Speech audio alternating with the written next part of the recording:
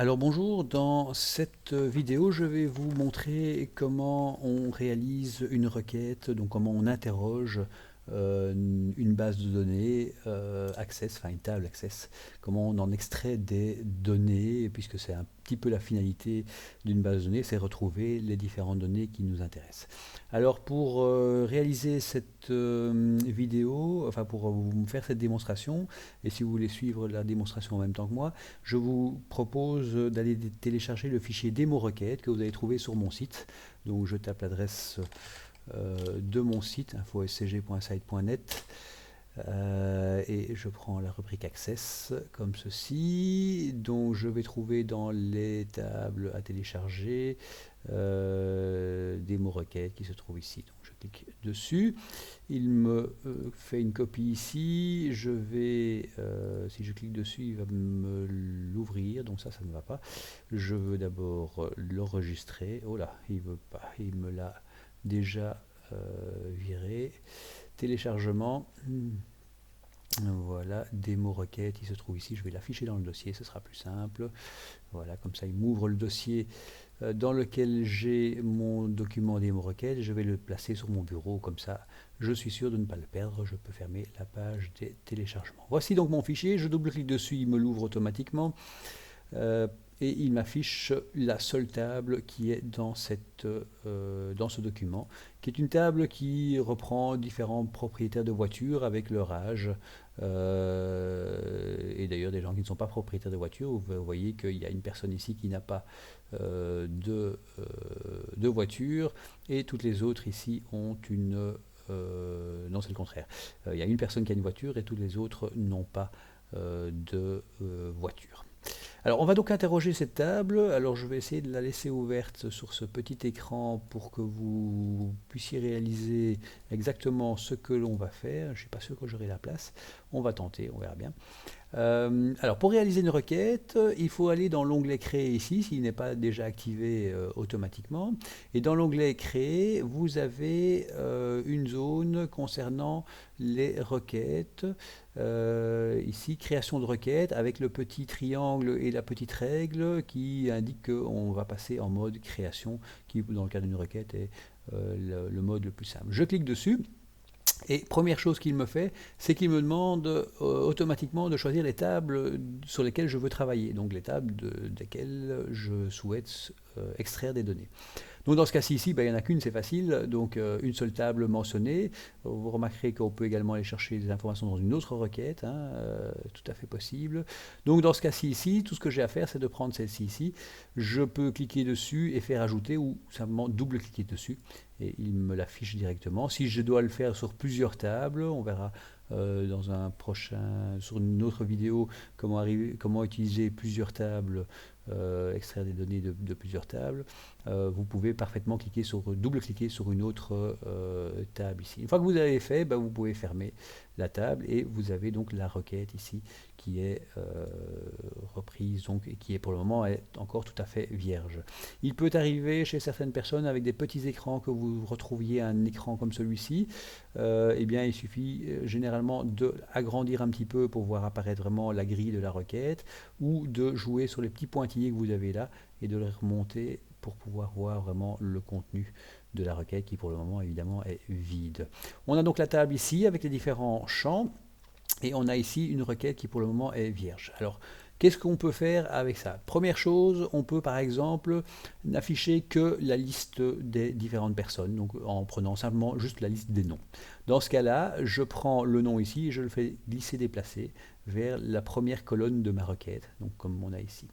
Si vous avez fait une erreur, pas de panique, vous passez la souris dans la marge supérieure de la requête, là où il y a une toute petite zone gris clair, et au moment où vous voyez la flèche s'orienter vers le bas, vous cliquez à ce moment-là dessus, ça sélectionne la colonne, et vous appuyez sur la touche Delete ou Supr de votre clavier, ce qui supprime le champ. Autre méthode pour insérer un champ dans une requête, vous double-cliquez dessus et il le remplit automatiquement ici. Et il y a une troisième méthode, si je la supprime ici, troisième méthode, c'est de choisir le champ que vous avez ici, et je peux donc choisir le nom comme j'ai ici. Eh bien, ça suffit. Ça suffit pour avoir la liste des personnes que j'ai dans ma base de données. Je peux me passer, comme on l'avait fait avec les tables, on a également un mode création et un mode affichage. Donc je passe ici en mode affichage. Et voici maintenant la liste intégrale de toutes les personnes qui sont dans ma table. On peut comparer, mais c'est une liste plus propre, on va dire, puisqu'elle n'a vraiment que l'information qui nous intéresse, à savoir, dans ce cas-ci, l'information qui nous intéressait, c'était d'avoir juste la liste des noms des personnes.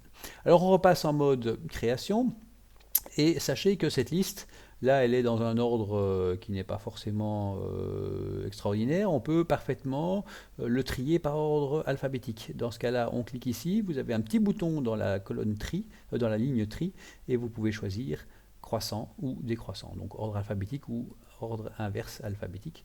Je fais croissant, je fais affichage, et vous voyez maintenant que ce n'est plus du tout la même liste, enfin si c'est la même liste, sauf que cette fois-ci, elle est classée par ordre alphabétique. Si on avait choisi le décroissant, donc je repasse en mode création, s'il veut bien, et qu'on avait choisi le mode décroissant, il ferait l'inverse, donc il classerait par ordre, en commençant par le T, et puis il remonterait progressivement pour reprendre la première. Voilà, il m'a libéré. Décroissant ici, je fais affichage et voici maintenant par ordre inverse. Ça c'est donc vraiment la base. Maintenant,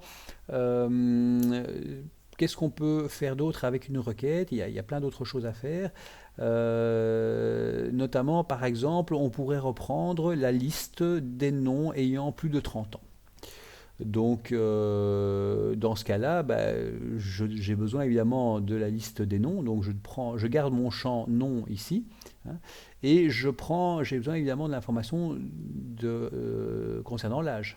J'ai donc besoin de ces deux informations-là. Si je le reprends tel quel, je vais avoir simplement la liste de toutes mes personnes. Donc, je vais avoir cette colonne-ci ici avec cette colonne-là. C'est tout ce que je vais avoir. Hop là, je suis passé.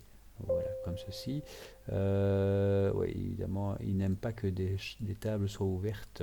Je vais faire comme ceci. Voilà. Voilà. Donc là, j'ai simplement la liste de mes... enfin, la même liste qu'ici, sauf qui ne reprend que le nom et l'âge comme ce qu'il y avait ici. Sauf que ici, moi, ce que je voudrais bien avoir, c'est les personnes qui ont un âge supérieur à 30 ans. Comment réaliser ça? Puisqu'on a vu comment réaliser le choix des colonnes, eh bien on peut mettre un critère. Vous avez une ligne ici avec critère, et on peut définir ici un critère. Alors le critère dans ce cas-ci ici, c'est les personnes qui ont plus de 30 ans. Alors là je vous renvoie à vos études primaires où vous avez appris les sigles inférieur à et supérieur à, et vous avez donc supérieur à 30 ans, comme ce que vous avez ici. Je fais un affichage, et voilà, je n'ai plus que les personnes qui ont plus de 30 ans. Je peux revenir ici en arrière et je peux inverser le signe en faisant inférieur à, comme ceci. Et je fais affichage. Et voilà, maintenant j'ai les personnes qui ont un âge inférieur à 30 ans. On peut aussi prendre les gens qui ont 30 ans. Dans ma liste ici, je vois que j'ai une personne qui a 30 ans. Donc je peux demander simplement la personne qui a 30 ans. Je mets uniquement 30. Comme ceci, et il me sort la personne qui a 30 ans dans ma table. Alors on peut combiner ces critères-là. Je peux dire, voilà, je veux les personnes qui ont un âge inférieur... non, attendez, avant de parler de ça, je vais d'abord vous parler du champ, de la façon dont on interroge un champ binaire. Donc le champ ici, possédant voiture, eh bien c'est exactement la même chose. Si je veux avoir les personnes qui ont une voiture, je vais supprimer mon champ âge ici. Je prends le champ qui prend l'information si la personne possède une voiture ou pas, et je peux mettre un critère ici, donc dans la partie critères, je veux uniquement les personnes qui possèdent une voiture. Donc je vais mettre à oui la valeur qui se trouve ici. Oui ou vrai, les deux fonctionnent. Je fais un affichage, et voilà, la seule personne qui a une voiture, c'est Sarah Connor qui se trouve ici. Donc c'est la dernière personne. Si j'avais mis non, j'aurais eu toutes les autres personnes dans ma table. Voilà que mon ordinateur rebloque de nouveau. On va attendre une seconde. Voilà, si je mets non, je corrige en non. Et je fais affichage, et voilà, il me met toutes les autres personnes, sauf Sarah Connor. Je peux mettre vrai aussi, comme ceci. et je fais afficher, et voilà, il me met effectivement sa racordure. Donc il y a beaucoup de choses, il laisse pas mal de liberté, donc à vous de voir celle qui vous intéresse le plus. Mais généralement, c'est souvent la valeur qui se trouve évidemment dans la table. Donc théoriquement ici, il ne devrait pas prendre le vrai. Mais comme c'est un champ binaire, il ne faut pas oublier que pour Access, c'est pas vrai qu'il est marqué ici. Hein, c'est moins 1 ou 0, puisque, ou 1 ou 0. Et donc, pour lui, vrai équivaut à oui et non équivaut à faux. Ça, c'est la petite particularité de l'informatique.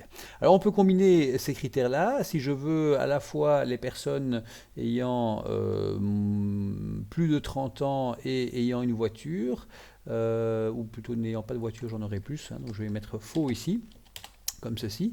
Et je vais prendre l'âge ici, que je vais définir en supérieur à 30 ans, comme ceci. Hop. Et voilà, j'ai les personnes qui ont plus de 30 ans et qui ne possèdent pas de voiture. Je peux aussi prendre les personnes qui ont moins de 30 ans. Et dans ce cas-là, je ne devrais plus avoir personne, puisque la seule à avoir une voiture, c'est Sarah Connor, qui a 39 ans. Donc, là, je n'ai pas... possédant pas de voiture. Ah oui, non, alors c'est vrai ici, évidemment. Possédant pas de voiture, de nouveau, il me bloque. Mon ordinateur est un peu récalcitrant aujourd'hui. Voilà, comme ceci. Et là, théoriquement, je devrais avoir plus personne. Voilà, puisque la seule personne qui a une voiture a 39 ans. Donc, effectivement, ça ne marche plus. Donc voilà, vous pouvez combiner différents critères. Vous pouvez aussi obtenir une information classique. Donc, par exemple, je voudrais avoir le nom de Monsieur Dius, le prénom de Monsieur Dius. Eh bien, j'ai donc besoin de la colonne nom, j'ai besoin de la colonne prénom, et dans le critère, je peux marquer Dius. Hop. Et je demande un affichage, et je retrouve à ce moment-là le prénom Jean-Claude. Alors, si vous voulez être précis, et je vous le demande en général à l'examen, je ne veux voir apparaître, si je pose la question quel est le prénom de Monsieur Duss, je veux voir apparaître que le prénom. Et donc dans ce cas-ci, il ne faut pas m'afficher le nom dans ce cas-ci. Donc je vais décocher la case ici, et ce qui va me permettre de ne voir afficher que le prénom. Voilà. On n'est pas obligé d'afficher les différents champs, même si on transmet des séries. On est obligé de le garder parce que c'est là-dedans qu'on met notre critère. On est obligé de garder ce champ-là dans notre requête, mais on n'est pas obligé de l'afficher, et donc on peut décocher la case afficher qu'on retrouve ici. Alors, autre petite chose particulière, je vais supprimer mon critère ici, je vais supprimer la colonne ici. C'est qu'on peut, alors c'est un petit peu bizarre, mais on peut demander par exemple quelles sont les personnes qui figurent dans la liste, mais dont le nom de famille, dans l'ordre, si c'était classé par ordre alphabétique par exemple, dont le nom de famille est au-delà du nom Martin. C'est un peu particulier comme critère, mais je peux parfaitement marquer ici supérieur à Martin. Donc autrement dit, il va prendre la liste, il va regarder si dans un ordre alphabétique, si le nom est supérieur, donc si la lettre suivante par exemple est un P, bah, il va l'accepter, si c'est un D, il ne va pas l'accepter. Donc je peux faire un affichage et je ne retrouve que des gens qui sont après Martin. Si on avait un annuaire ici, bah, il me reprendrait que les noms qui sont situés après Martin dans l'annuaire. Peu importe le fait qu'on les classé en croissant ou en décroissant. Hein. Je peux le retirer ce critère-là, il me met un autre ordre, peu importe, c'est pas grave, ce qui est important c'est le critère, donc on est au-delà de Martin dans l'alphabet. Petite remarque, c'est qu'on peut aussi combiner plusieurs critères, à savoir si je prends par exemple quelles sont les personnes qui ont 20 ans et qui ont 40 ans. Donc par exemple ici je peux mettre donc l'âge et je demande, donc si je fais évidemment 20 ans ici, je vais trouver que les personnes qui ont 20 ans, on est bien d'accord. Si je mets 40 ans, on va prendre que les personnes qui ont 40 ans, mais je peux à la fois inclure les deux. Donc je vais prendre la valeur 40 ou la valeur 20. Alors c'est bien ou, hein, parce qu'on ne peut pas avoir à la fois, donc dans la colonne âge, on ne trouvera pas sur la même ligne la valeur 40 et la valeur 20. Donc c'est bien, soit on cherche bien les lignes sur lesquelles il y a soit 40, soit 20. Donc 40 ou 20, c'est ce qu'on cherche dans notre base de données. Donc je clique sur afficher et on retrouve effectivement ici les personnes qui ont 20 ans et les personnes qui ont 40 ans. Alors là, on peut l'encoder de différentes manières. Donc on peut mettre le OU comme j'ai mis il y a 2 secondes. Mais on peut également utiliser la ligne qui se trouve juste en dessous, ici. Donc je supprime le 40 ici et je peux rajouter ici 20. Hop, ça marche aussi. Donc là, j'ai les personnes de 20 ou de 40 ans. Et tout comme on peut rajouter d'autres critères. Hein. Si je mets 35 ici, hop, voilà, j'ai également les personnes de 35 ans. Donc on peut rajouter autant de critères qu'on veut. Hein. Vous pouvez même faire défiler la liste ici si vous le voulez. Il y a pas mal de critères qu'on peut mettre. On peut combiner vraiment plusieurs critères ensemble. Autre champ que l'on peut faire, autre chose qu'on peut faire avec une requête, c'est par exemple de rendre la requête un petit peu plus dynamique. À savoir que si je mets ici Dus, comme j'ai mis tout à l'heure, hein, quel est le prénom de Monsieur Dus, c'est très bien, mais vous allez devoir avoir une requête qui systématiquement, vous devez aller à chaque fois aller modifier votre requête. Hein. Vous avez donc une requête pour Dus. Donc si je veux sauvegarder cette requête-ci ici, je vais la sauvegarder comme ceci. Requête, je serai obligé de l'appeler Dus. Hein. Si je veux le prénom de Dus. Donc ce serait un petit peu embêtant. Alors ici, je l'ai sauvegardé, on ne la voit pas ici. Pourquoi pour le moment? Parce qu'il n'affiche que les tables. Donc je peux cliquer par contre, demander d'afficher le requête, mais le mieux c'est de choisir une autre option qui est tous les objets access, comme ça il affiche tout. Et donc la requête Dus c'est très bien, il me répondra systématiquement, je peux la fermer ici, si je double-clique dessus, il me répondra systématiquement Jean-Claude. Je peux aussi donc décocher la case ici, ça sera encore mieux. Hein, donc j'enregistre, je double-clique ici, il me répondra Jean-Claude, mais je serai obligé dans ce cas-ci ici d'avoir une requête pour chacune de mes personnes dedans, à chaque fois que je veux avoir un prénom. Il est mieux de rendre la chose un petit peu plus dynamique. Et dans ce cas-là, je vais, hop là, je vais revenir ici, ça, je vais remettre, j'ai fait une petite fausse manœuvre, voilà, je vais revenir à ma requête, comme ceci, et plutôt que de demander de mettre ici le nom de la personne, ou de m'obliger donc à aller modifier ceci, je vais la rendre un petit peu plus dynamique. Alors comment faire? Dans le critère, je vais mettre entre crochets, et là c'est important que ce soit entre crochets, je vais mettre une question. Par exemple, introduisez le nom de la personne. Voilà, comme ceci. Je valide. Et maintenant, je peux fermer ma requête. Il va demander de l'enregistrer. Voilà. Si je double-clique dessus, eh bien, il pose la question que j'ai mis entre crochets. Il la met ici, introduisez le nom de la personne. Et donc, cette fois-ci, si je veux, par exemple, savoir quel est le nom de Loger ici, enfin le prénom de Loger, je vais marquer Loger ici. Je fais OK et il me répond Laure. Donc, c'est là que ça commence à devenir drôlement intéressant. Et donc, du coup, ma requête que j'ai ici, je peux la renommer avec un clic droit sur la requête ici, je peux la renommer et je peux l'appeler non plus requête Dus, mais requête prénom. Elle s'appelle maintenant clairement requête prénom, c'est beaucoup plus clair. Elle me demande d'introduire un nom. J'ai ici Tim, ici, je clique sur OK et je reçois Vincent qui est le prénom en question. Donc ça marche très bien et donc ça permet d'avoir une question, d'introduire une question. Donc ce qui est important, c'est de le mettre dans les critères et de rajouter ici, introduisez le nom, enfin une question, hein, vous mettez la question que vous voulez, entre crochets, du moment que c'est assez parlant. Hein, quand on clique dessus ici, c'est bien d'avoir quelque chose d'assez parlant. Dernière petite chose qu'on peut voir avec les requêtes, c'est qu'un champ peut être un champ calculé sur base d'un autre champ. Je m'explique. Je reviens dans ma requête ici. Hop là, ça je vais fermer. Non, hop, quoique non, je ne vais pas le fermer, on va le garder. Ma table ici, voilà. Je vais la mettre ici, comme ceci. Alors, prenons ma requête ici. Je vais, on va l'annuler, on va se mettre en mode création. Donc je passe directement. Ah non. On clique droit ici et je choisis mode création pour passer en mode création de ma requête. Et donc je vais supprimer ici ce champ là carrément, je supprime, ne m'intéresse plus. Voilà, non, je vais le faire avec le clavier, la touche delete du clavier, comme ceci. Et je vais mettre le nom, donc si pas le nom, l'âge, comme ceci ici. Ça, c'est l'âge des personnes qui sont dans ma base de données aujourd'hui. Je peux avoir envie de voir ou de calculer l'âge que ces différentes personnes auront dans tout juste un an.